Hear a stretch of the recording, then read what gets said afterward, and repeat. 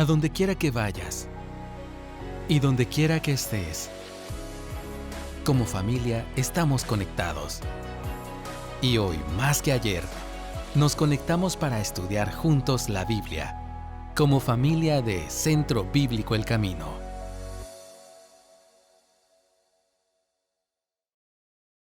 La semana anterior tuvimos la oportunidad de compartir un documento que se llama Mi corazón, hogar de Cristo. Y al final alguien me dijo, cuando leíste ese documento me recordé del progreso del peregrino, de Juan Bunyan.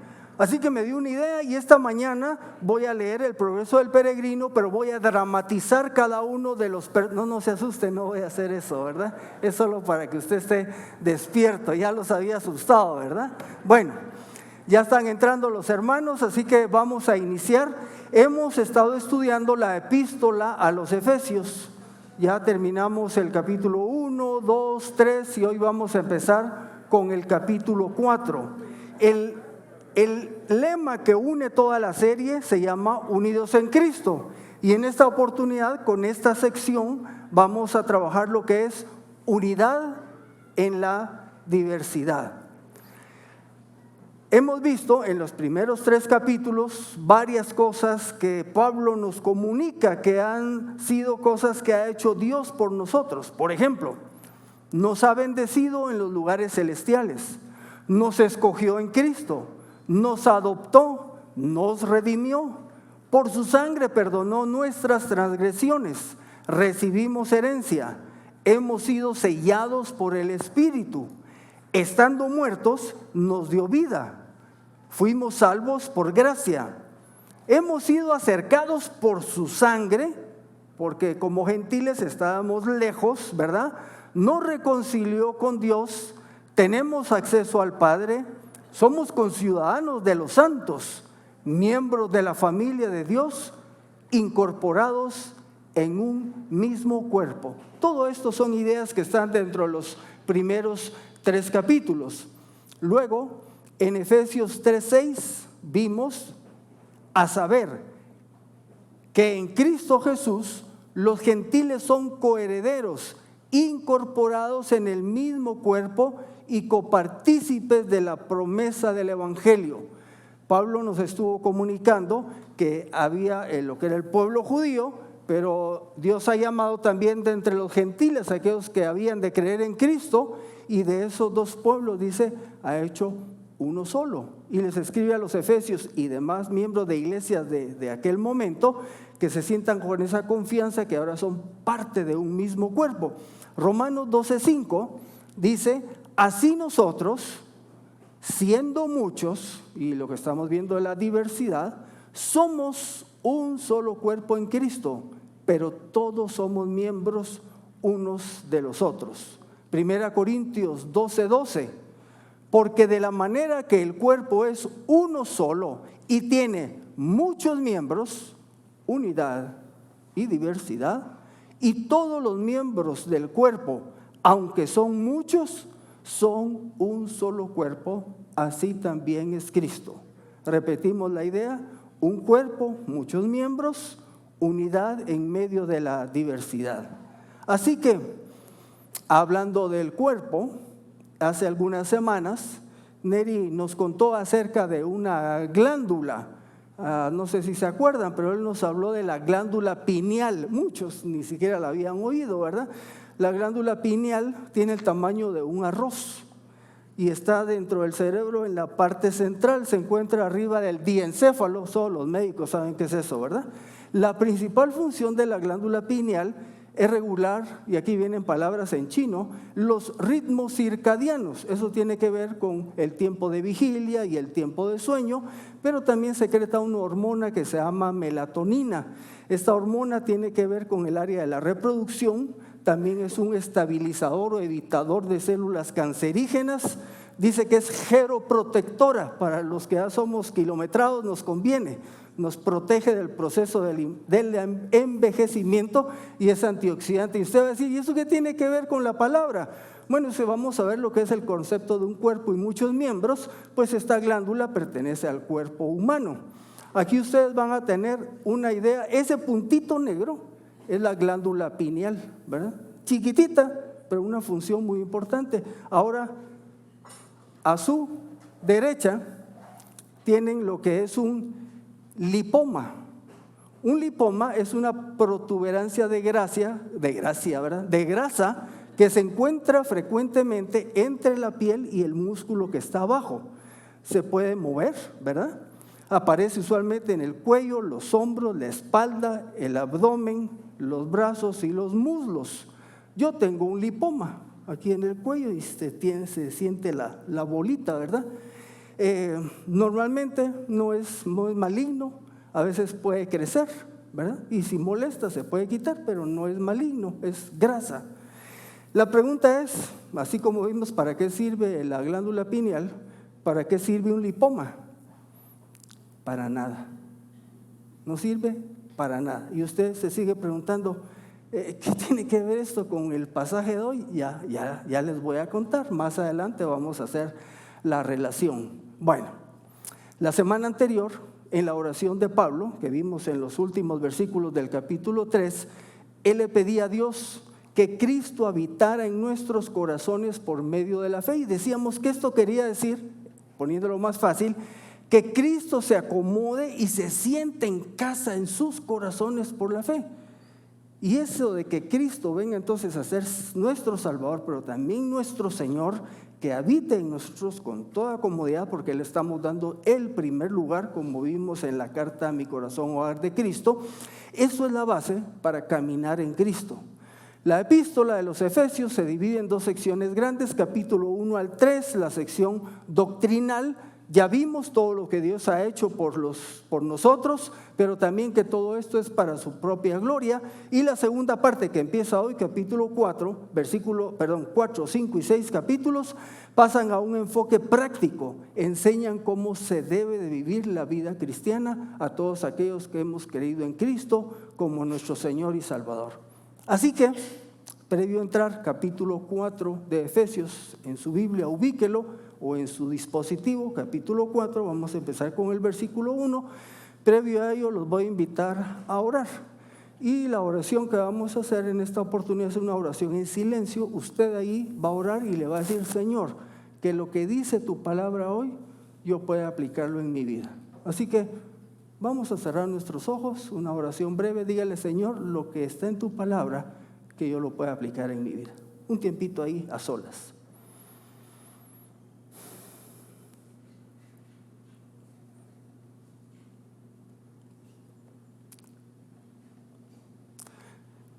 Gracias por lo que vas a hacer en nuestras vidas, en el nombre de Cristo Jesús. Amén. Muy bien, entonces vayamos a los primeros dos versículos.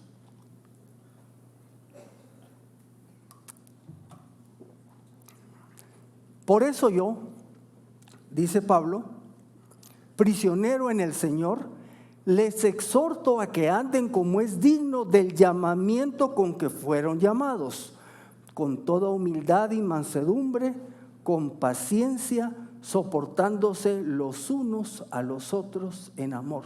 Cada vez que estamos leyendo la Escritura y vemos este tipo de exhortaciones, nos podemos preguntar, pero ¿por qué les está diciendo que tengan ese tipo de actitud? Bueno, porque quizás hace falta tener ese tipo de actitud. Dice Pablo, anden como es digno. El verbo andar implica seguir una conducta, manera de comportarse. Y dice que debe de ser como es digno, o sea, una manera de vivir que corresponda con mi nueva vida en Cristo. Usted le entregó su vida al Señor, usted es una dama, pues su conducta, su manera de vivir debe de manifestar un cambio. Porque si usted anda los miércoles en Ladies Night, en una gran parranda en la zona viva, alguien diría, ¿tendrá Cristo en su vida? No menciono a los hombres porque ahora les cae más con esto, ¿verdad? Pero todos debemos de tener un cambio en nuestra manera de vivir. Vea, Jesús, allá en Mateo 11:29, Él se describe a sí mismo y dice que Él es manso y que Él es humilde. Y de la misma manera Pablo nos está invitando a desarrollar estas virtudes. La humildad, vivir en dependencia total del Señor y no centrado en mí mismo. Cuando uno es manso, eso quiere decir que toda la capacidad, la energía y la fuerza que puedo desarrollar está bajo control, es útil. Y cuando hablo de paciencia, pues somos capaces de soportar las injurias e insultos sin amargura ni quejas. Esto, ¿por qué es necesario? Porque somos muchos y diferentes en el cuerpo. Aquí habemos diferentes en cuanto a edad, en cuanto a género, en cuanto a preparación, en cuanto a tipo de trabajo, ocupación. Somos muy diferentes y nos congregamos aquí y tenemos relación. Y dentro de esa diferencia, entonces eventualmente pueden haber roces, ¿verdad? Porque tu estilo no es como el mío, te sentás, no, yo prefiero que te sentes de otra manera, ahí como traes vestido, ese pelo que tenés. Entonces, ¿qué tengo que ser? Tengo que ser paciente, tengo que ser humilde y tengo que ser manso. Tengo aquí un recuerdo, dice, los días aquellos de Santa Cena. Fíjense que una oportunidad, nosotros dábamos la Santa Cena aquí en este salón, en el toldo, y había hermanos o hermanas que eran los que venían súper requete contra mega ultra tarde, ¿verdad? Y entonces ya había empezado el tiempo de la Santa Cena, algunos ya había pasado el pan, ya se había pasado la copa y entraban e interrumpían. Entonces alguien dijo, ¿saben qué? Para que no pierda este tiempo su momento, ¿verdad? Especial, allá en la entrada, si alguien viene muy tarde, pasémoslos al saloncito que está cabal aquí abajo, ¿verdad? Y entonces se asignó, digamos, a los sugieres. Y de pronto nos dijeron, hola, es que mira cómo se ponen los hermanos cuando uno los detiene, ¿verdad? Entonces yo creo que los ancianos tienen que estar ahí porque tal vez a ellos sí les hacen caso, ¿verdad? Y me recuerdo que a uno de los ancianos le tocó también que una pareja venía súper tardísima, se enojaron y era responsabilidad de ellos. Ahora ya vieron por qué Pablo dice que tenemos que tener mansedumbre, humildad, para tratar a los hermanos, paciencia, pero es unos a otros, porque aquí todos somos angelitos, acuérdense, ¿verdad? Versículo 3, agrega, procurando con diligencia guardar la unidad del Espíritu en el vínculo de la paz. Como iglesia local, obviamente queremos convivir en esa unidad que el Espíritu Santo nos ha dado. Ahora, dice ahí, guardar, esto quiere decir buscar con dedicación, mantener. No es que nosotros vamos a formar, crear esa unidad ya la ha dado el Espíritu Santo, a nosotros nos toca mantenerla. Y esta unidad la vamos a hacer nada más que en el vínculo del amor. Si somos muchos y diferentes, entonces también nos podemos preguntar, y pues ya dije, ¿verdad? Somos diferentes. Si somos tan diferentes y tan variados, entonces, ¿qué tenemos en común? Versículo 4, 5 y 6. Y aquí nos va a dar 7 elementos que tenemos todos los que estamos aquí en común. Hay un solo cuerpo, un solo espíritu, así como han sido llamados a una sola esperanza de su llamamiento. Hay un solo Señor, una sola fe, un solo bautismo, un solo Dios y Padre, de todos, quien es sobre todos, a través de todos y en todos. 7. ¿Por qué guardar la unidad del Espíritu? Bueno, porque es que somos uno, tenemos unidad. Se expresa cuando dice aquí, en un cuerpo. ¿Cuál cuerpo? La iglesia del Señor. La iglesia del Señor es una. Un espíritu se refiere al Espíritu Santo que mora en cada creyente. Una esperanza, la que tenemos como iglesia de todo lo que el Señor tiene preparado para nosotros en el futuro. Dice que también tenemos un Señor y se refiere a Jesucristo. Es el Señor de todos y cada uno de nosotros. Una fe, porque ¿qué tenemos en común? Fe en Cristo. Un bautismo, básicamente el Espíritu Santo nos ha bautizado en el cuerpo de Cristo y luego posteriormente lo expresamos públicamente a través del bautismo por agua. Y nos dice un Dios, nuestro Padre, un solo Dios. Y vean que en este versículo, en esos 3 versículos, tenemos a la Trinidad completa, un solo Dios en 3 personas. Y cuando dice todos, se refiere a todos nosotros los creyentes. Versículos 7 y 8. Sin embargo, a cada uno de nosotros nos ha sido conferida la gracia conforme a la medida de la dádiva de Cristo. Por eso dice, subiendo a lo alto, llevó cautiva la cautividad y dio dones a los hombres. A veces, y yo en lo personal reconozco que la epístola de los Efesios me cuesta, porque Pablo escribe con un lenguaje que tiene uno que sentarse, verlo, agregar para ir entendiendo. En pocas palabras nos está diciendo que el Señor Jesucristo nos ha dado dones. Y vamos a ver un poco más. Jesucristo ha dado dones a cada uno de los creyentes. El Señor otorga los dones a diferentes individuos de diferentes formas, tipos y cantidades.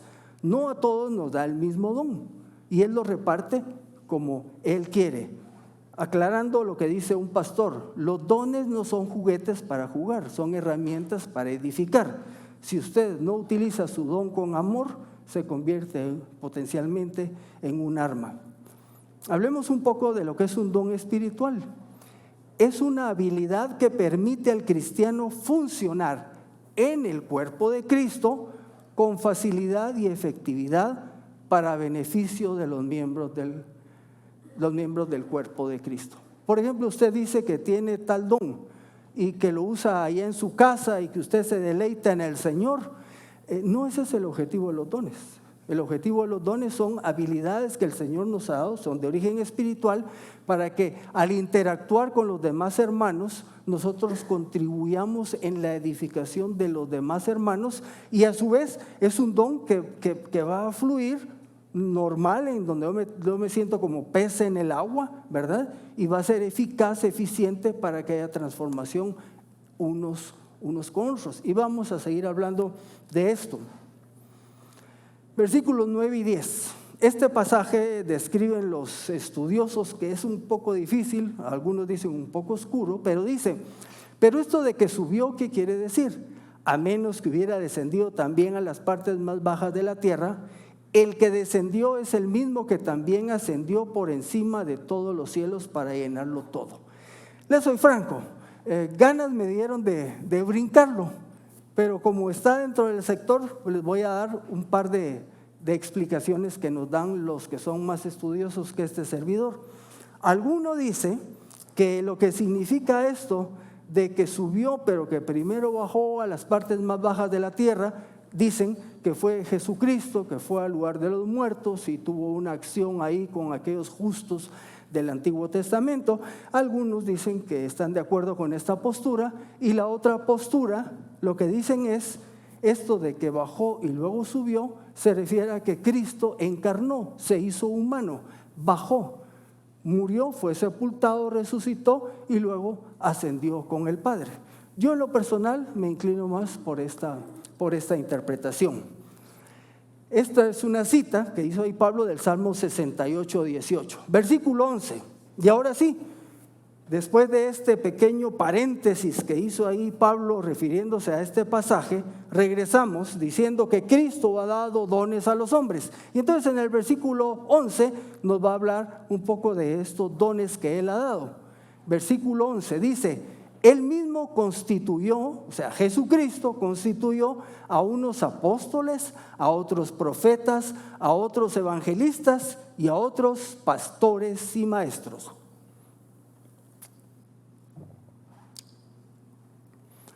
Pasando el paréntesis que mencioné, entonces explica esto de que dio dones a los hombres, que lo dijo en el versículo 8. Los primeros dos que se nos mencionan son los apóstoles y profetas. Apóstoles, el significado de apóstol es uno que es enviado a cumplir una misión, como definición de la palabra en general, pero de manera específica, cuando se habla aquí de apóstoles, se está hablando del grupo de los 12 que el Señor llamó, y algunos mencionan incluyendo como uno se salió y entró otro que fue Matías, incluyéndolo a él, y agregan dentro de este equipo de apóstoles a Pablo, ¿verdad? Hacia eso se refiere aquí cuando habla de los apóstoles. Su tarea principal fue trabajar, participar en el establecimiento inicial de la iglesia. Se dice que habían dos requisitos básicos para ser apóstoles. Uno, haber sido escogidos por Jesucristo, lo cumplieron los 12, lo cumplió también Pablo.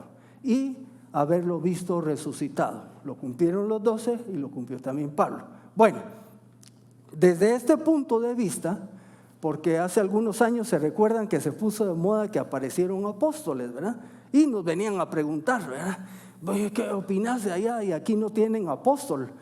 Pues un hermano me dijo de apóstol, pero no, yo no fui llamado directamente por Jesús y tampoco lo vi resucitado, pero sí mora en mi corazón. Ahí están todos ustedes también. Bueno, pero en ese sentido, como esos grupo especial de apóstoles, hoy día no hay apóstoles, me explico.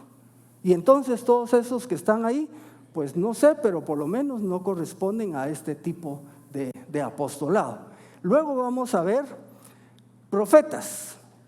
Un profeta se dice que es uno que habla adelante.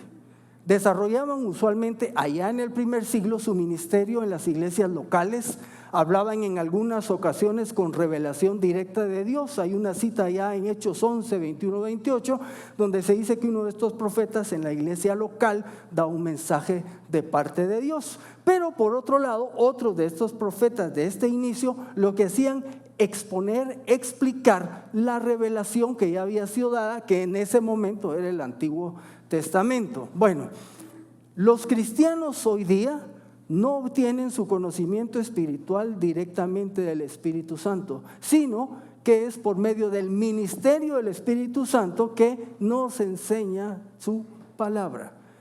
Si usted me dice, bueno, mira, es que yo tengo algunos hermanos que dicen, fíjate que Dios me habló y me dijo que ustedes ya no deben de seguir juntos porque tú quieres servir al Señor y aquel anda perdido, ¿verdad? Entonces el Señor me lo dijo. Y así pasa en algunas iglesias. Hay hermanos que se paran a dictar cómo debe ser la cosa.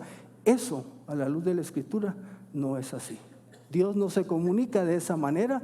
Ya nos dejó su palabra, Antiguo y Nuevo Testamento, y todo lo que querramos saber de Dios y de lo que Dios quiere para nuestra vida está en la Biblia, punto.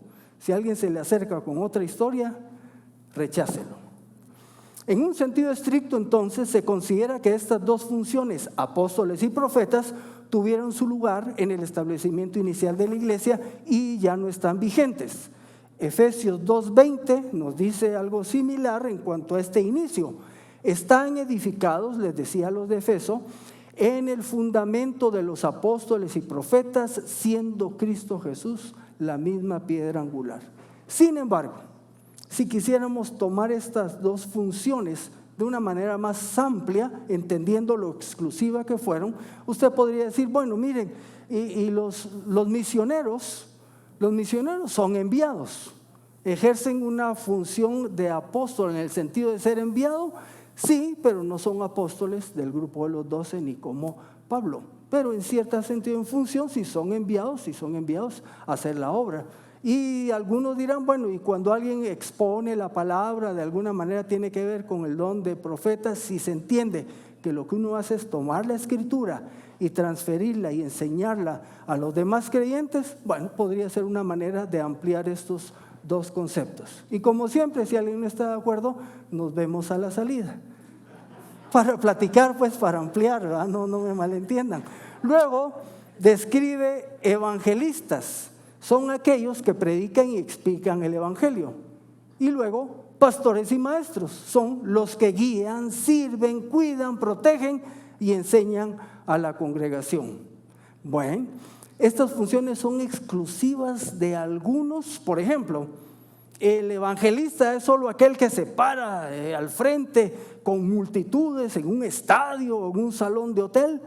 Bueno, sí hay evangelistas que lo hacen de esa manera, pero cualquiera de nosotros puede estar capacitado por el Señor para ser evangelista. Usted puede estarlo haciendo en el colegio, en el instituto, en la universidad, en el trabajo, en el barrio. Usted es una persona que Dios usa para compartir el evangelio y de una manera particular hay una claridad, el Señor toca los corazones y la gente se convierte. Y quizás usted nunca se ha parado en una plataforma. Entonces el Señor puede usar y dar el don de evangelista a cualquiera, hombre o mujer. Pastores y maestros igual. Es que para ser pastor y maestro hay que ser anciano de la congregación. No, Usted puede tener este don, esto dado por Dios, y lo puede estar ejerciendo en el núcleo de su hogar, de su barrio, en un grupo de estudio bíblico. Y usted puede estar, la palabra pastor es una palabra que su origen es pastor de ovejas. ¿Qué hace el pastor de ovejas? Las lleva para que vayan a comer, les busca los mejores pastos, las cuida porque hay enemigos, usualmente lobos u otros animales que pueden atacar. Entonces el pastor cuida a las ovejas. Esa función dentro de nosotros cualquiera la puede hacer. ¿Por qué? Porque ayuda a alimentar a sus hermanos, les busca la mejor enseñanza de la Escritura y los protege, porque hay enemigos que andan acechando, falsos maestros, por ejemplo. Y quedemos claros, por ejemplo, aquí la función de anciano pastor oficial usualmente es para un varón. Y algunas mujeres se molestan que sí, que por qué no, y están las teorías de igualitarismo y complementarismo. Si usted no sabe, lea. Bueno, pero ¿qué creen que hace una mujer en el hogar cuando está cuidando el corazón de sus hijos y ministrándolos espiritualmente? Pues en el hogar está haciendo como llevando a mejores. Tenemos aquí hermanas con los niños, con los jóvenes que hacen esa función. Y lo que quiero ilustrar aquí es que se nos quite la idea de que estos dones tienen que ser ejercidos desde aquí en el frente, que tienen que ser de protagonismo. No, esa es la idea. Dios habilita hermanos para que funcionen dentro de toda la congregación. Usted me puede preguntar también, mire, y solo estos 4 hay. Usted me está diciendo 2 que ya no están vigentes y los otros 2 que sí. ¿Y ahí qué?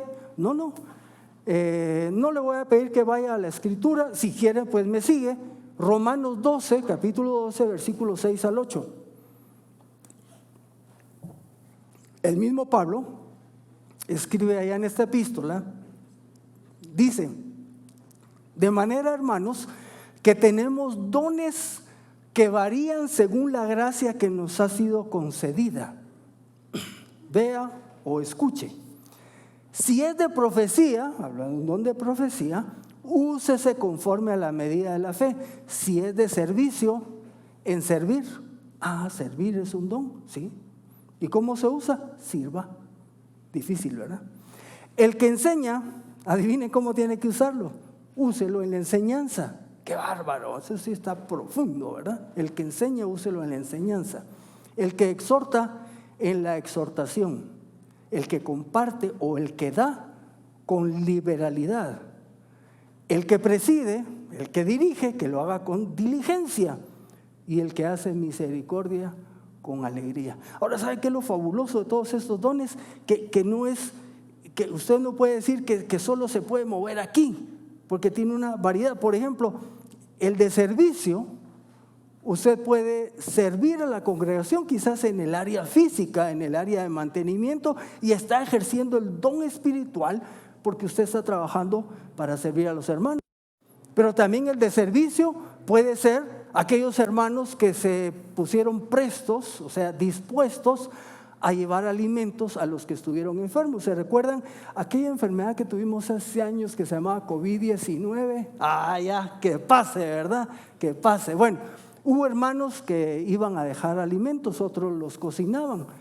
Eso puede ser expresión del don de servicio. ¿Y qué más podría yo sacarles de lo que es servir? Eventualmente un hermano está enfermo, llego yo con mi automóvil y lo llevo al médico. Y usted diría, ¿eso qué tiene de espiritual? ¿Qué tiene? La edificación que recibió el hermano cuando fue llevado al médico. Y usted lo puede ampliar. Y usted podría decir, yo podría tener uno de esos dones. Vamos a ver, porque todavía no se terminan. En 1 Corintios 12, versículos 8 y 10, y aquí ustedes quizás están más familiarizados, dice: porque a cada uno se le da palabra de sabiduría en medio del Espíritu, pero a otro palabra de conocimiento según el mismo Espíritu, a otro fe por el mismo Espíritu, y a otro dones de sanidades por un solo Espíritu, a otro el hacer milagros, a otro profecía, a otro discernimiento de espíritus, a otro género de lenguas y a otra interpretación de lenguas. Quizás usted lo que más ha oído aquí es el de género de lenguas y quizás interpretación de lenguas. ¿Y por qué no le pone atención a toda la lista anterior a los que leí de Romanos 12 y la que leímos aquí en Efesios? toda esa inmensidad y variedad de dones están disponibles para los que han nacido de nuevo, para los que son creyentes en Cristo Jesús. El versículo 7 de Efesios dice: a cada uno, porque era la pregunta, yo puedo tener uno de esos dones. Bueno, el versículo 7, si usted que regresa, ahora estoy en Efesios, a cada uno de nosotros nos ha sido conferida la gracia conforme a la medida de la dádiva de Cristo. 1 Corintios 12:7, pero a cada cual le es dada la manifestación del Espíritu para provecho mutuo. Usted tiene como mínimo un don. ¿Está claro? De toda esta variedad que yo le leí en sus múltiples maneras de expresarse, usted tiene por lo menos un don. Usted me va a decir, pero mira, y no puede ser que haya un cristiano que no tenga un don. A la luz de la palabra, no. Usted por lo menos tiene un don. Puede tener más de uno. Ahora el problema es si lo está usando o no lo está usando. Si es glándula pineal o es lipoma. ¿Para qué sirven los dones? Versículo 12. A fin de capacitar a los santos para la obra del ministerio, para la edificación del cuerpo de Cristo. El objetivo de los dones es que trabajemos mutuamente para edificarnos, para capacitarnos en este cuerpo local de Cristo, y las distintas iglesias lo hacen en los distintos lugares donde se encuentran. El objetivo de los dones es que sean usados para perfeccionar, capacitar, equipar a los miembros del cuerpo de Cristo, para que estos a su vez continúen con el ministerio de la iglesia como luz en medio de las tinieblas. El objetivo de que tengamos dones y que los usemos unos con otros es para que crezcamos, para que maduremos, y que entonces, creciendo y madurando, sigamos haciendo el ministerio de la iglesia, que es proclamar las buenas nuevas del evangelio. Y salgo otra vez con lo mismo, ¿verdad? Porque está bien, pero para eso es que nos dejó el Señor, para proclamar el evangelio. Ahora, en estos días donde yo me crié, en una casa que nos dejó mi papá, mi hermano y a mí, estuvo abandonada, estaba hecha lata, era todavía de lámina con machimbre de pino, no sé quiénes conocen eso, era machimbre, ya no es esto, cielo falso, de adobe, ¿verdad? Y pues tuvimos la oportunidad de empezar a hacer, en una parte, hacer una remodelación, un apartamentito. Y me decía mi esposa, ya vi que ya fundieron terra, como se ve de diferente, me dice. ¿Sabe qué pasa? Muchos de nosotros cuando venimos a Cristo, venimos como la casa de mi papá, hecha lata, derruida, medio caída. Y cuando nos incorporamos al cuerpo de Cristo, que es la iglesia, por medio de los dones que nos ministramos unos a otros, empieza un proceso de reconstrucción, de remodelado. Allá se levantaron unas paredes nuevas, se va a poner piso, se va a meter tubería de agua eléctrica y todo, y distintas personas con distintas funciones hacen ese trabajo. Así es nuestra vida. El ministerio de unos para con otros tiene que ver con que Neri tiene un don y usa su don para mejorarme. Viene otro hermano que sabe dirigir y ve la parte administrativa y me enseña cómo manejar. Ahí hay uno que sabe manejar finanzas, ¿verdad? Y entonces poco a poco nos van construyendo. Hay unos que están con problemas del pasado, con falta de perdón, y se acerca a otro hermano que tiene el don de llevarme y de exhortarme con la palabra a que yo exprese perdón. Y mi vida empieza a ser construida, y aquello que estaba derruido, oxidado, botado, se empieza a convertir en una casa bonita. Esa es la tarea, para eso es que tenemos todos estos dones. Y esto, recuérdense, es responsabilidad de todos y cada uno. Primera de Pedro 4:10 dice así: cada uno ponga al servicio de los demás el don que ha recibido, como buenos administradores de la multiforme gracia de Dios. Está el don de fe. Y hay hermanos o hermanas que de pronto se le acercan a uno, está orando por usted para que usted sea útil para el Señor. Dice, qué fe la de esta hermana, que yo pueda ser útil. Pero pero el ministerio de esa persona está influyendo en la vida de otro para edificación del cuerpo de Cristo. Y dice que cada uno ponga al servicio de los demás el don o dones que ha recibido. Versículo 13, terminamos en el 16.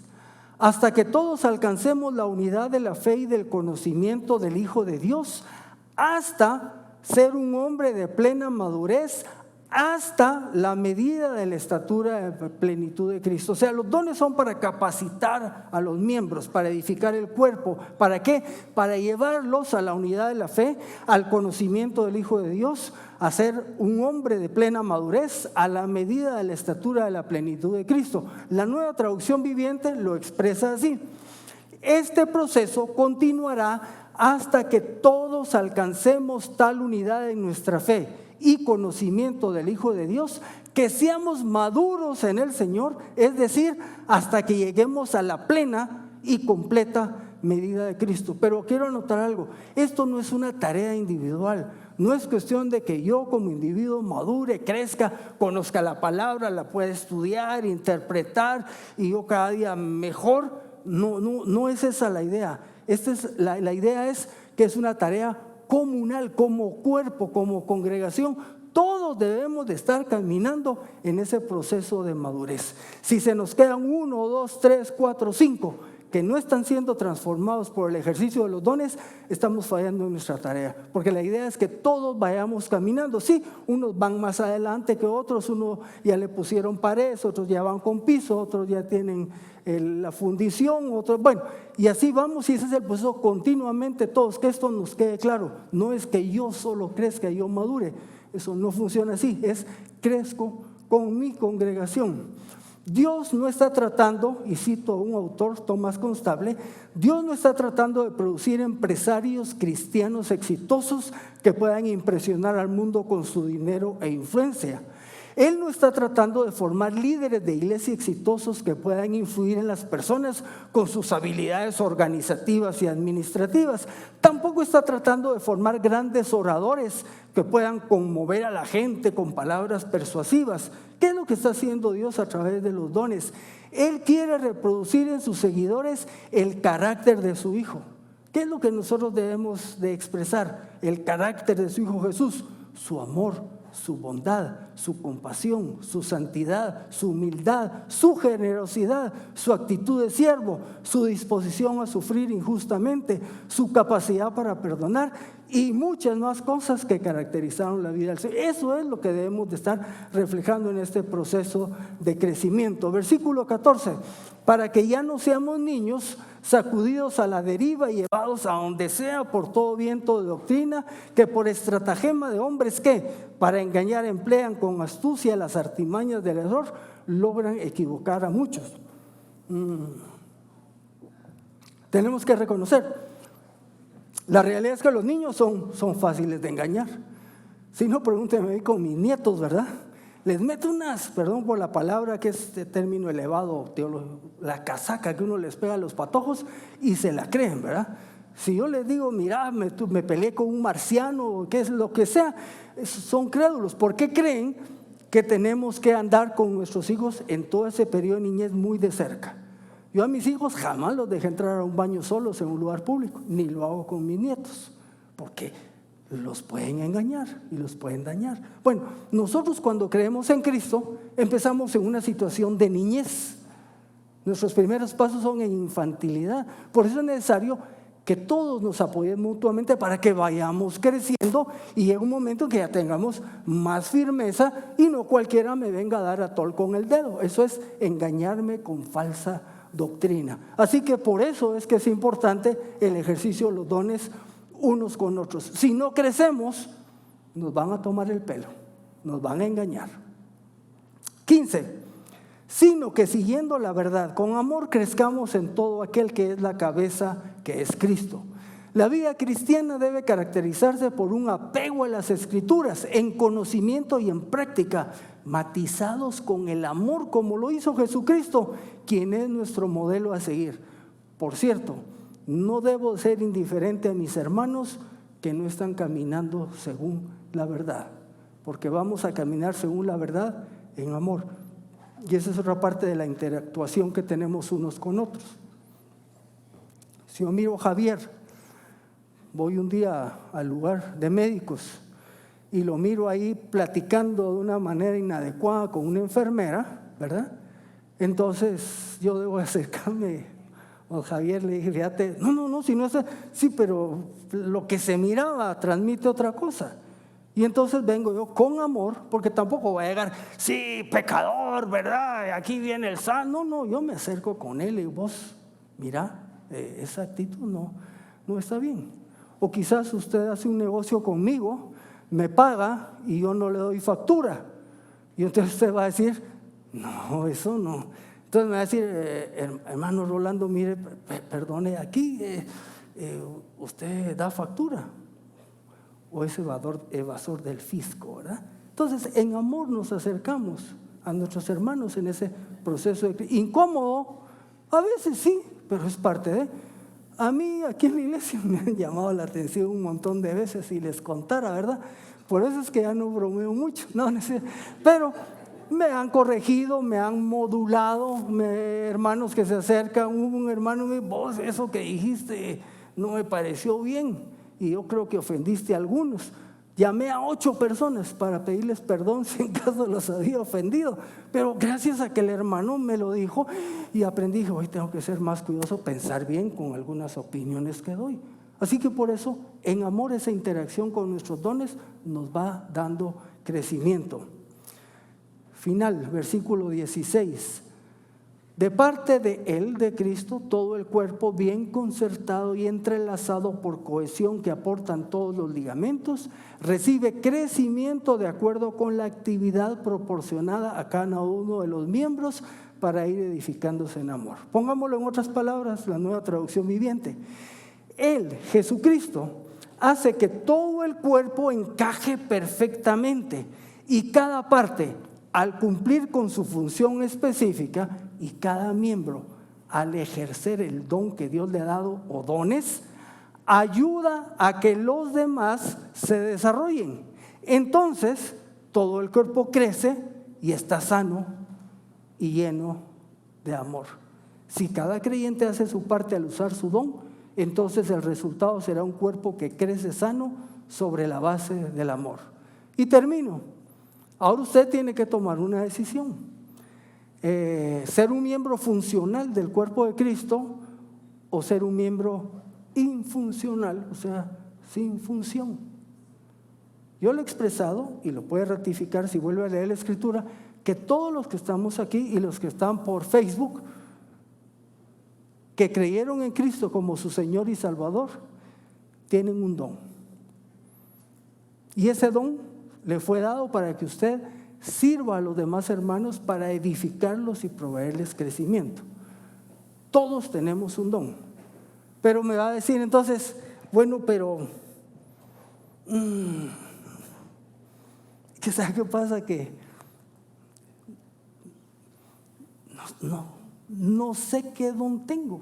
O sea, ¿cómo quiere que yo sirva a otros si no sé? Ok. Por ahí en algunas ocasiones se ha hablado de unos tests que le pasan a uno para descubrir el don. Algunos están de acuerdo, otros no. Yo le diría otra cosa. ¿Sabe cómo usted puede saber cuál es el don? Sirva. ¿No sabe usted hoy día qué don tiene? Acérquese a Darío, a alguno del equipo ministerial, a alguno de los ancianos y dígale, mire hermano, no sé qué don tengo, pero quiero servir, quiero ser útil. Quiero ser un miembro útil del cuerpo de Cristo. Y entonces lo vamos a poner a servir. Cuando yo tenía 18 años, 19, me sentaba en primera fila en la escuela dominical de jóvenes y como siempre he sido preguntón, preguntaba y el maestro tuvo que salir a hacer estudios superiores y me invitó a que yo me quedara en su lugar. Yo no tenía mucho tiempo de ser cristiano, no tenía una trayectoria evangélica larga y ¿cómo podía saber si yo podía ser maestro? Pues en el momento que él me puso y me paré al frente y empecé la travesía. Por cierto que por eso me metí al seminario, porque las preguntas que me hacían no las podía contestar, entonces me fui a aprender. ¿Cómo puede saber qué don tiene? póngase a servir. Si usted me pregunta, mira Rolando, te podemos pedir que nos ayudes con sala cuna. Y ya probé. No me siento realizado, no soy eficiente, ¿verdad? O como me dijo un amigo, a mí me gusta sala cuna. ¿Por qué? Porque cuando los niños lloran, la mamá llega y se los lleva, dijo. Pero no es esa la idea. Yo ya probé sala cuna, no me funcionó bien. Pregúntele a la señora que vive conmigo, perdón, mi esposa, para que no piensen mal. A veces no la ven aquí, bueno, hoy anda con mi suegra, pero ella viendo niños, es regalada, ¿verdad? Y ahora que es abuela, yo no aguantaría esa paciencia como juega, todo. Ella tiene otra habilidad diferente. Qué bueno, ella trabaja esa parte, yo trabajo con otros. Así que lo que usted tiene que hacer es póngase a servir y vea y descubre cuál es el don que Dios le ha dado y trabaje en él. Ahora usted me va a decir, bueno, mira, yo sí ya sé qué don tengo. Entonces yo le voy a preguntar, ¿y lo estás usando? Porque ya vimos que aquí no es de cristianos individuales creciendo y madurando, sino es de cristianos miembros de un cuerpo creciendo y madurando todos juntos. Así que usted decida. Yo le diría, como tiene un don, úselo, sea un miembro funcional. No se me quede de lipoma, por favor, porque el lipoma no sirve para nada. Para lo único que sirve es para un día quitarlo. Pero no, queremos servir al Señor, ser útiles en sus manos, así que lo animo para que usted se disponga a ser un miembro que edifica a los demás a la medida que usted es edificado. Le pidió a Dios que le enseñara, pues a ver qué le enseñó Dios, pero por lo menos digámosle esto en oración. Padre, te damos gracias porque tu palabra nos enseña y nos nutre. Esta mañana hemos aprendido de esto que escribió Pablo, de que todos tenemos por lo menos un don. Y hay variedad de dones para edificación del cuerpo de Cristo, que es tu iglesia, en su expresión local como esta. Esta mañana te pedimos que tú obres en nuestra vida. Si alguno de nosotros no sabe cuál es su don, ayúdale para que encuentre cuál es esa área en la que tú quieres que él te sea útil, que ella te sea útil. Y el que sabe cuál es su don y no lo está usando, toca su corazón para que ponga esos dones a tu servicio. Así que entregamos todo esto para que tú sigas trabajando en nosotros, en el nombre de Jesús. Amén. A donde quiera que vayas y donde quiera que estés, mantente conectado con Dios. Y también conéctate con nosotros a través de nuestras redes sociales. Hasta pronto.